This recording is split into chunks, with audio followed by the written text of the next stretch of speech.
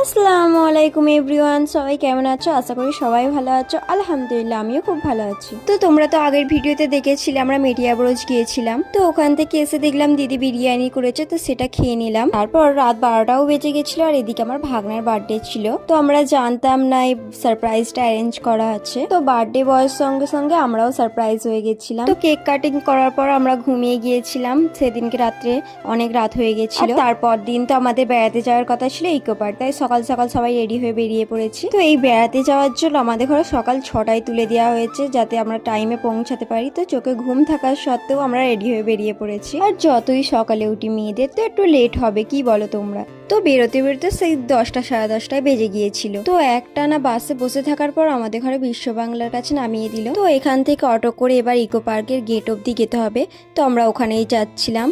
তো অটো থেকে নামার পর আমরা একটা রেস্টুরেন্টে গিয়ে, অ্যাকচুয়ালি ধাবা বলতে পারো, সেখানে খাবার অর্ডার দিয়ে দিয়েছিলাম। ফ্রাইড রাইস, বিরিয়ানি ছিল। তো আজকের ভিডিওটা এই পর্যন্ত। ভালো লাগলে লাইক, কমেন্ট, শেয়ার, সাবস্ক্রাইব করে দিও। তো ইকো পার্কে এসে কি কি করলাম সেটা তোমাদের সঙ্গে নেক্সট ভিডিওতে শেয়ার করব। ততক্ষণ ভালো থেকো, সুস্থ থেকো, টাটা, বাই।